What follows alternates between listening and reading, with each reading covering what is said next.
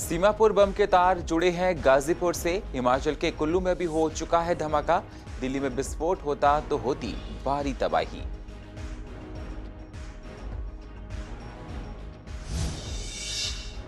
सीमापुरी में बम मिलने से पूरी दिल्ली में हड़कंप। पुलिस ने मकान को किया सील, दुकानें कराई बंद। एएनआई की टीम ने शुरू की जांच। फरार युवकों की तलाश। मकान मालिक ने नहीं कराया था इनका वेरिफिकेशन। आपसे पार्षद गीता रावत को सीबीआई ने लिया हिरासत में। रिश्वत लेते हुए पकड़े रंगे हाथों। मेयर श्याम सुंदर अग्रवाल ने कहा, भ्रष्ट पार्टी के भ्रष्ट नेता की पोल खुल रही है। स्कूलों में बढ़ी बच्चों की संख्या। 80% बच्चे पहुंच रहे हैं स्कूलों में। टीचर्स ने कहा, स्कूल आने से बच्चों में काफी उत्साह।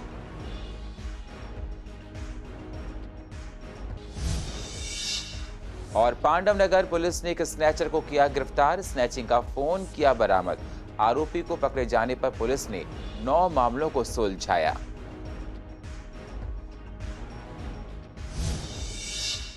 नमस्कार, स्वागत है आप सभी का सीसीएन में। मैं हूं आपके साथ सुनील चौहान और आप देख रहे हैं पूर्वी दिल्ली खास।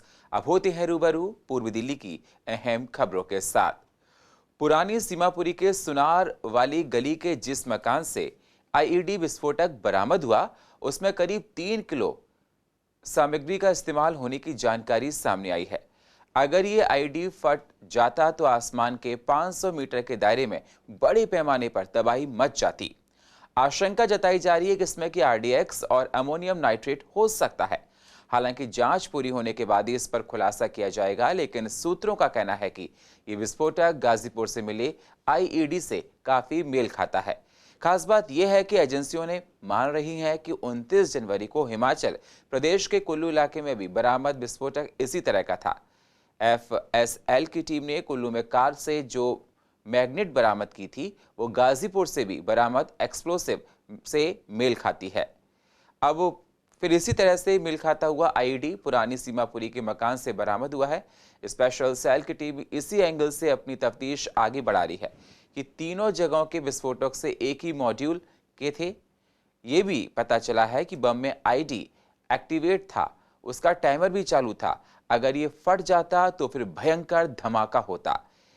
एनएसजी की टीम ने जब दिलशाद गार्डन के J&K ब्लॉक में बड़े पार्क में विस्फोट कराया तो आसपास उसकी आवाज तेजी से सुनी गई। इससे पता चलता है कि विस्फोटक काफी भयानक था।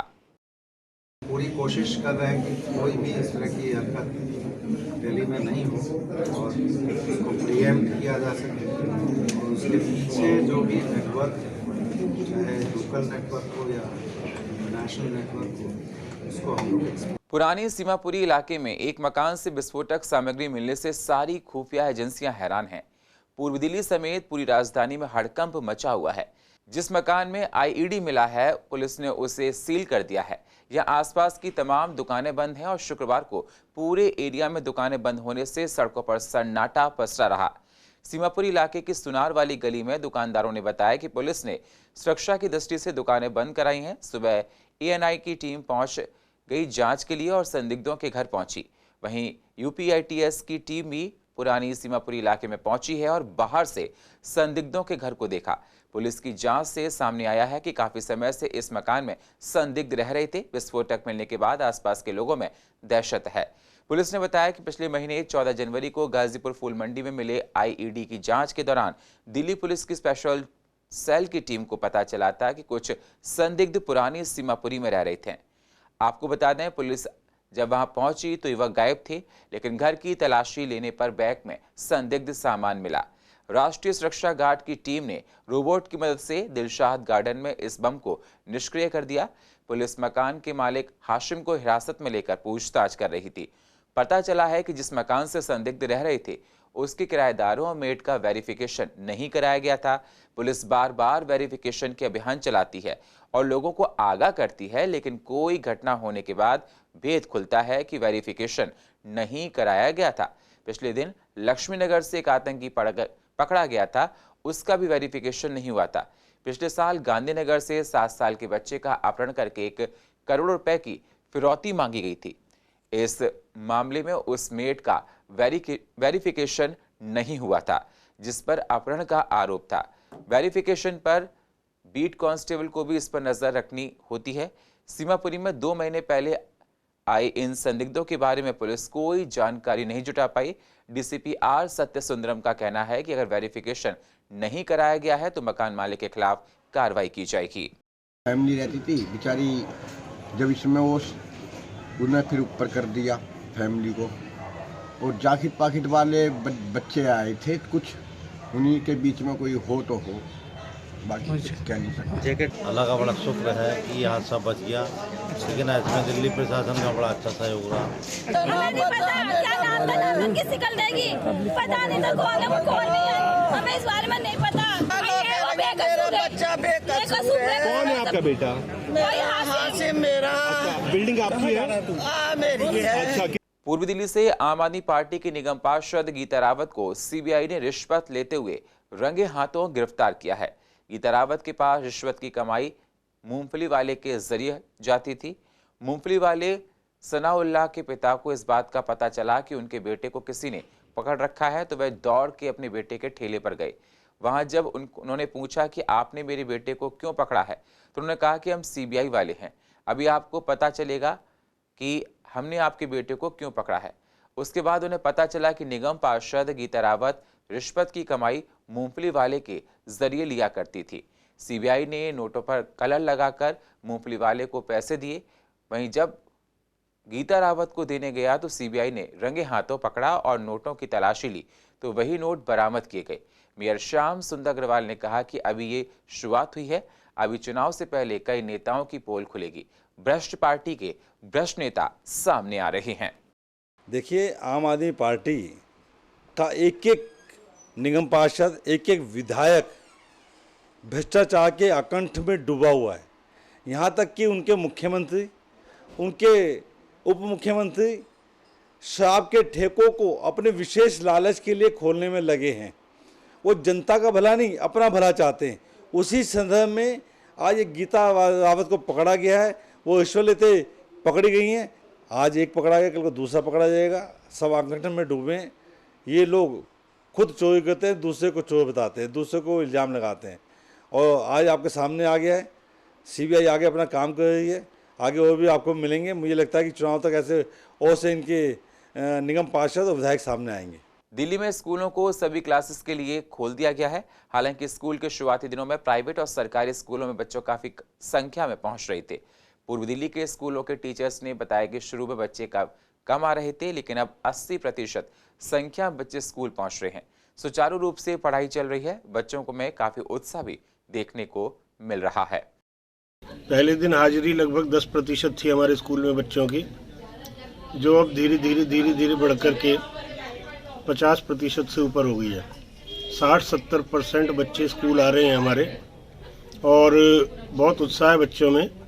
बच्चे लगातार स्कूल आने के लिए काफ़ी समय से उत्सुक थे, इसलिए जैसे ही उन्हें मौका मिला अब वो विद्यालय पूरे जोश के साथ आ रहे हैं। शुरुआती दिनों में जब बच्चे विद्यालय आए तो उनकी जो अटेंडेंस थी वो लगभग 20 से 30% के लगभग रही, परंतु जैसे ही अध्यापकों ने बच्चों से इंटरेक्शन किया, पढ़ाई की, उनको पढ़ाया और बच्चों को काफ़ी इंटरेस्ट आया ऑनलाइन मोड की बजाय ऑफलाइन मोड में, तो आज फिलहाल के दिनों में जो है बच्चों की जो अटेंडेंस है वो लगातार बढ़ रही है और लगभग 80% बच्चे ऑफलाइन मोड में पढ़ने के लिए इच्छुक हैं। पूर्व दिल्ली के पांडव नगर पुलिस को एक बड़ी कामयाबी हाथ लगी है। पुलिस ने एक स्नैचर को गिरफ्तार किया है, जिसके पास से स्नैचिंग का मोबाइल फोन बरामद हुआ है। पुलिस को सूचना मिली थी कि एक लड़की त्रिलोकपुरी बस स्टैंड में चढ़ रही थी। उस दौरान उसका मोबाइल एक स्नैचर छीनकर भागने लगा तो लड़की ने शोर मचाया तो बीट अफसर ने लड़की की आवाज सुन ली और आरोपी का पीछा करके उसको पकड़ लिया। आरोपी की पहचान कुणाल के रूप में हुई है। आरोपी के पकड़े जाने से 9 मामलों को सुलझा लिया गया है। हर नए दिन के साथ दिल्ली में कोरोना के मामले कम होते जा रहे हैं, जिसकी वजह से दिल्ली की अर्थव्यवस्था अब पटरी पर लौटने लगी है। दिल्ली में लगाई गई पाबंदियां हटा दी गई हैं। इसी के मद्देनजर कड़कड़ुमा कोर्ट में फिजिकल सुनवाई 2 मार्च से शुरू की जाएगी। इस पर वकीलों ने कहा कि पिछले 2 साल से बहुत से वकील काम नहीं कर पा रहे थे कि फिजिकल सुनवाई शुरू होने से वकीलों को भी काम मिलना शुरू होगा। बहुत राहत है वकीलों को। अभी 2 तारीख से पूरी चालू हो जाएगी। यहाँ वकील काफ़ी हैंड टू माउथ हो गए थे, कई वकील छोड़ के जा चुके थे यहाँ से, लेकिन अब कोर्ट खुलने से काफ़ी वकीलों को राहत है, क्लाइंटों को भी राहत है और काम भी पूरा सुचारू रूप से कोर्ट के अंदर चलेगा। नहीं, फिजिकल रहेगा 2 तारीख से कंप्लीट, लेकिन जो वीडियो कॉन्फ्रेंसिंग के थ्रू करना चाहता है वो भी कर सकता है। हाइब्रिड सिस्टम कहते हैं उसको। देखिए, हर एक वकील चाहता था कि फिजिकल कोर्ट खुले, क्योंकि बहुत से एडवोकेट हैंड टू माउथ हैं, तो जो कि BC पे काम नहीं चल पा रहा था, ना कोई ऐसी चीज़ हो पा रही थी, तो बहुत खुश हैं लोग। अब काम बढ़ेगा, वकीलों को सहारा इसका मिलेगा। अब फिजिकल में सारे काम होंगे, एविडेंस होंगी, सब चीज़ होंगी। बहुत से मुलजिम जो एविडेंस की वजह से अंदर हैं, जिनमें गवाहियाँ नहीं हुई हैं, वो बेचारे अभी तक अंदर पड़े हुए हैं। अब कोर्ट खुलेगी, एविडेंस होगी। पूर्व दिल्ली के MCD स्कूलों में एक और निगम का स्कूल जुड़ गया है। कृष्णा नगर वार्ड में 4 मंजिला स्कूल की बिल्डिंग का उद्घाटन किया गया। पार्षद संदीप कपूर ने बताया कि तकरीबन 1 साल के अंदर ही इस बिल्डिंग को बना लिया गया। ये काम काफी सराहनीय है। साथ ही स्कूल में नई टेक्नोलॉजी का भी ध्यान रखते हुए कई स्मार्ट क्लासेस भी बनाई जाएंगी, जिससे बच्चों को नई नई चीजें सीखने को मिल सकें। नगर निगम का प्राथमिक विद्यालय जो 4 मंजिली है और 3.25 करोड़ की लागत से ये स्कूल बनकर तैयार हुआ। पूरी बाउंड्री, नई बिल्डिंग बिल्कुल जड़ से, और ऑलमोस्ट 1 साल के अंदर ये स्कूल तैयार हो गया। बीच में कोरोना के चक्कर में 5-6 महीने जरूर खराब हुए, लेकिन मोटा मोटा 1 साल में स्कूल बन के तैयार हुआ। तो पूर्वी दिल्ली नगर निगम की इंजीनियरिंग का कमाल है कि इतना मजबूत, इतना खूबसूरत स्कूल है सिर्फ 1 साल में हमने बना के तैयार किया है। निगम के स्कूलों को अगर पहले से कंपेयर करते तो सबसे ज़्यादा तो बच्चों को जो दिक्कत आती थी वो टॉयलेट्स की आती थी। आप देखिए, जितने भी सरकारी स्कूल थे पहले में टॉयलेट की कोई फैसिलिटी ढंग की नहीं थी, कूड़ा बहुत ज़्यादा पड़ा रहता था। बट आप राइट नाउ देखोगे बाहर तक गलियों में भी आपको कूड़ा नहीं मिलेगा। पूर्व दिल्ली के सुख विहार की कॉलोनी में MCD के पार्क का नामकरण किया गया। पार्क का नामकरण वीरेंद्र जरियाल के नाम पर किया गया। इस मौके पर मेयर श्याम सुंदर अग्रवाल, पार्षद दीपक मल्होत्रा और निगम के कई नेता भी शामिल हुए और उन्होंने वीरेंद्र जरियाल के कामों को याद किया और बताया कि पार्क का नाम वीरेंद्र जरियाल के नाम पर इसलिए रखा गया है ताकि जिससे आने वाली पीढ़ी उनके अच्छे कामों को याद कर सके। देखिए, जिन्होंने भी समाज सेवा की है और दिल से की है, उनका पूरा जीवन के कम से कम 40 वर्ष समाज सेवा में बीते हैं, तो इसके वो अधिकारी थे कि उनको समाज में एक प्रतिष्ठा मिले। उस नाते इस पार्क का नाम उनके नाम से रखा गया है। भविष्य में उनकी यहाँ पे प्रतिमा लगाए जाने की भी योजना बन रही है। और वीरेंद्र जरियाल जी ने जो 5 साल मेरे साथ बिताए, वो मेरे सामाजिक कार्यकाल का स्वर्णिम काल था, क्योंकि उन्होंने बहुत सहयोग दिया और बहुत समाज सेवा की। उन्होंने भी और मेरा को भी उन्होंने नाम कमाने का मौका दिया। मैं उनका ऋणी हूँ। उनसे हमने बहुत कुछ सीखा है। वीरेंद्र जरियाल जी के नाम पर किया गया है और इस पार्क को हम कई वर्ष से मेंटेन कर रहे हैं। 5 वर्ष से मैं यहाँ पार्षद हूँ। आपने देखा इसमें माननीय सांसद जो हमारे पहले महेश गिरी जी थे, उनसे जिम भी लगवाया है। ये हाई मास्ट लाइट EDMC द्वारा लगाई गई। तो ऐसे इस पार्क को मेंटेन भी रखेंगे ताकि जो लोग आए उन्हें यादगार रहे कि ऐसे कार्यकर्ता जिन्होंने अपने परिवार की जगह अपने समाज को टाइम दिया और समाज में खड़ा करा एक ऐसी पार्टी को जो आज देशभक्त पार्टी है। हम कहना चाहते हैं कि इनसे सभी सीखें, इस नाम के बारे में जानकर लोग इस पार्क में आए। देखिए, हॉर्टिकल्चर के ये अपना MCD का पार्क है और हम सबका सौभाग्य है कि आज जरियाल जी जैसे हमारे कार्यकर्ता के नाम पे ये पार्क हुआ है और इसको MCD द्वारा बिल्कुल मेंटेन किया जाएगा। स्थानीय निगम पार्षद है, हमारे डिप्टी डायरेक्टर हॉर्टिकल्चर है, जो भी इसका मेंटेनेंस का रख रखाव का सारा वो MCD करेगी कि पार्क पूरा सुरक्षित और पूरा साफ़ सुथरा हो। हर तरीके से उसकी मिट्टी है, पौधे लगाने हैं, किसी भी तरह की मेंटेनेंस है उसको पूरा देख रहे हैं। पूर्व दिल्ली के सूरजमल बिहार में हेल्थ चेकअप कैंप लगाया गया। ये कैंप समर्पित नाम की संस्था ने लगवाया, जिससे लोगों ने blood test, pulse, ortho, ECG और आंखों का चेकअप कराया।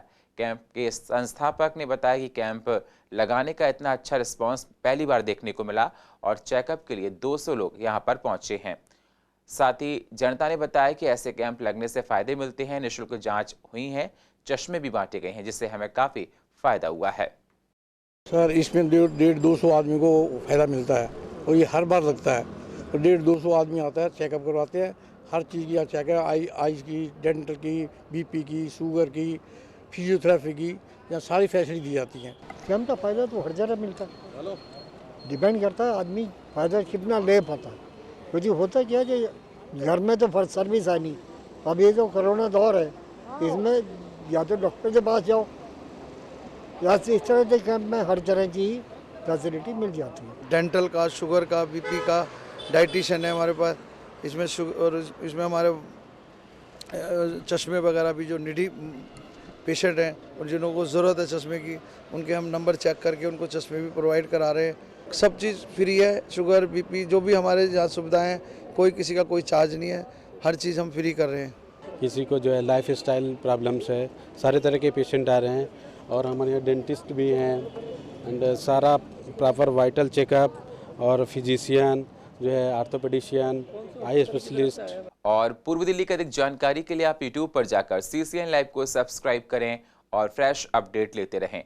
और फिलहाल पूर्व दिल्ली खास में इतना ही। बाकी खबरों के लिए आप बने रहिए CCN के साथ। तब तक के लिए नमस्कार।